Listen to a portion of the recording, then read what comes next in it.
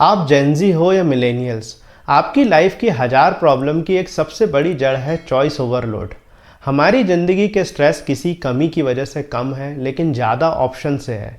आपकी लाइफ के छोटे से छोटे डिसीजंस, जैसे रेस्टोरेंट में ऑर्डर करने से लेके आपको लाइफ पार्टनर किसे चुनना है, ये सब इतना ज़्यादा कंफ्यूजिंग हो गया है कि लोगों को पता ही नहीं चलता कि वो लोग कब चॉइस ओवरलोड के शिकार हो गए और एक टाइप का स्ट्रेस उनमें डेवलप हो गया है।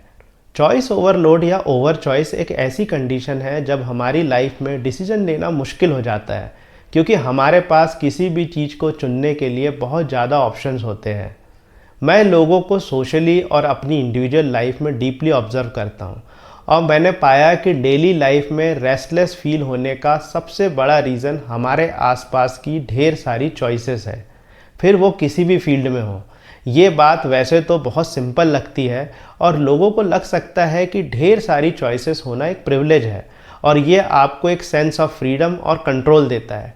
लेकिन यही चीज़ लोगों में स्ट्रेस पैदा करती है, क्योंकि प्रॉब्लम चॉइसेस होने से ज़्यादा हम लोगों की है, जिसमें हमारा ब्रेन इतनी चॉइसेस में डिसीजन मेकिंग को बहुत डिफ़िकल्ट और ब्रेन ड्रेनिंग बना देता है, और ये प्रोसेस आपको मेंटली थका देता है।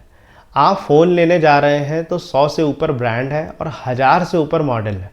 आपको कुछ इन्वेस्टमेंट करनी है तो म्यूचुअल फंड पे हज़ारों ऑप्शंस हैं। और सबसे बड़ी प्रॉब्लम आज बन गई है लाइफ पार्टनर की, जिसके पास जितने चॉइसेस हैं वो उतना ही डिले है अपनी लाइफ में कंपेनियनशिप में। ज़्यादा ऑप्शंस एक्चुअली में आपको स्ट्रेस और एंजाइटी देता है और आपके ओवरऑल सेटिस्फेक्शन को कम भी करता है। आपने नोटिस किया कि आपने कोई कार रिसेंटली खरीदी, वो भी लेटेस्ट मॉडल, और 2 महीने बाद उसी कंपनी ने सेम मॉडल को अपग्रेड किया विद एक्स्ट्रा फीचर।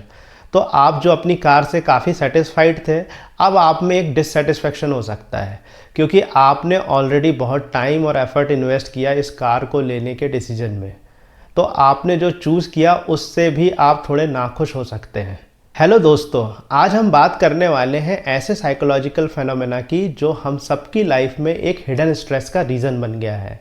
आज हम समझने की कोशिश करेंगे कि ये होता कैसे है, और साथ ही कुछ प्रैक्टिकल बातें डिस्कस करेंगे जो आपको हेल्प करेगी इसे और इफ़ेक्टिव तरीके से हैंडल करने में।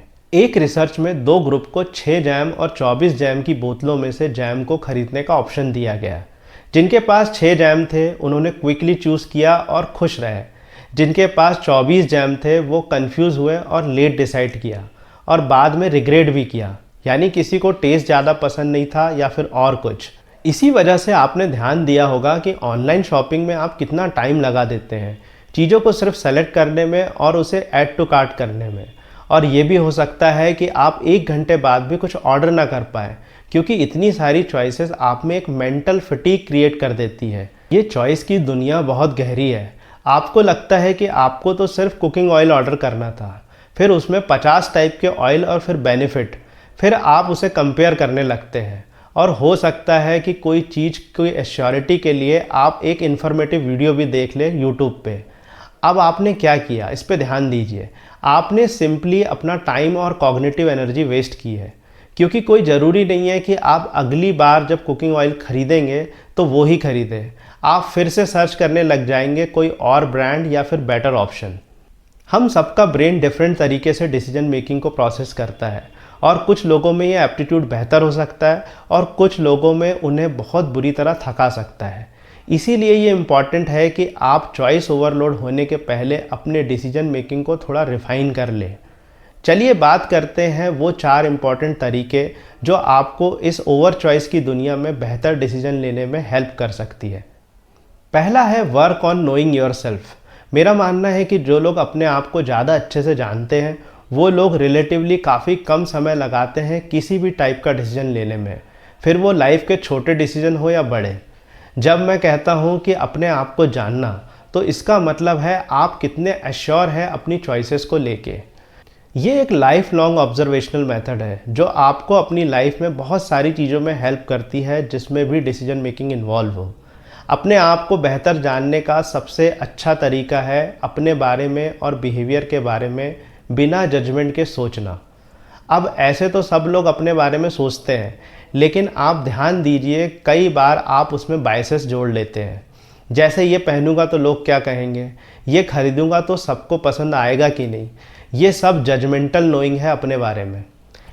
लेकिन यदि आप अपनी चॉइसेस के बारे में एक्सरसाइज करते टाइम बिना जज किए हुए ये सोचेंगे कि आपको क्या सही लगता है और आपके लिए क्या बेस्ट है, तो आप बार बार सेम चॉइस कर पाएंगे। फिर आपको कोई 1000 चॉइसेस ही क्यों ना दे लाइफ में।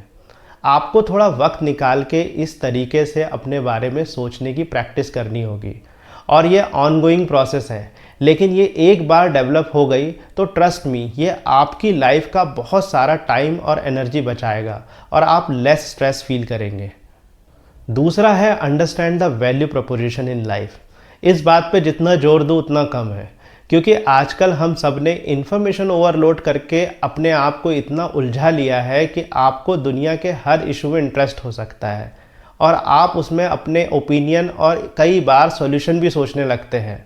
ग्लोबल वार्मिंग, ग्लोबल पॉलिटिक्स, न जाने क्या क्या लोगों को परेशान कर रही है।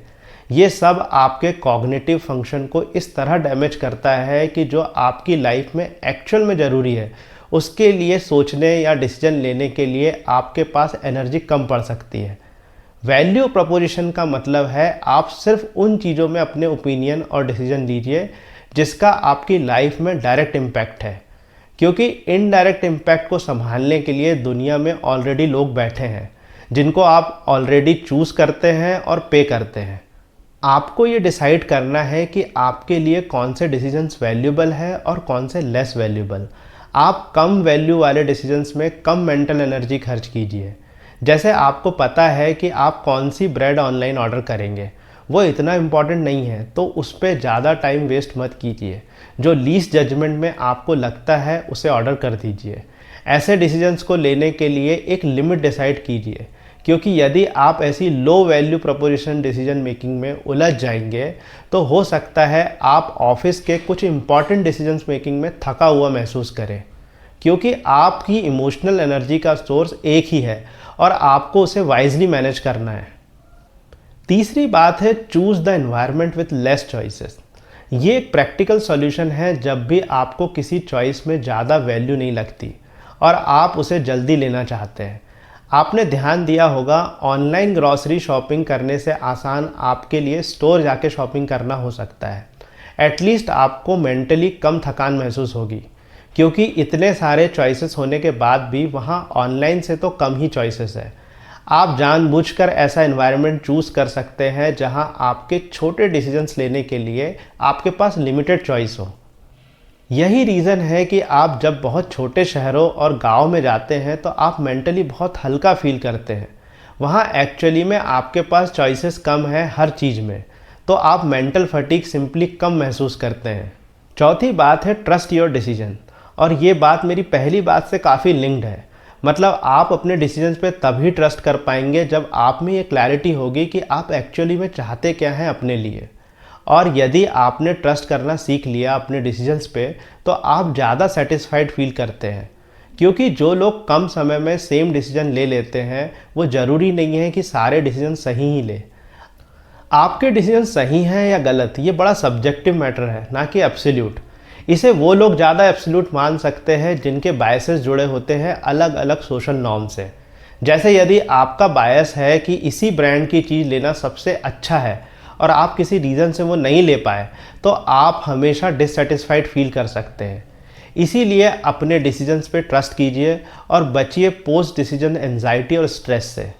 मेरे ऑब्जर्वेशन में जब भी मैं लोगों को लाइफ के बड़े डिसीजंस लेने में डिफ़िकल्टी पाता हूँ तो मुझे लगता है कि ये इस बात की परेशानी नहीं है कि आपको अपने चॉइस की चीज़ें नहीं मिल रही, बट ये कॉम्बिनेशन है अपने आप को बेहतर ना जानना और अपने डिसीजंस पे ट्रस्ट नहीं करने का। आई होप कि आज आपको कुछ वैल्यूबल जानने को मिला होगा एक ट्रेंडिंग सोशल इंडिविजुअल प्रॉब्लम के बारे में। यदि आपको मेरी वीडियो में कुछ वैल्यूबल लगता हो तो प्लीज़ सब्सक्राइब कीजिए ऐसे ही और कंटेंट के लिए। मैं आपसे फिर मिलूँगा एक और नए वीडियो के साथ। तब तक के लिए कीप ग्रोइंग, कीप थ्राइविंग।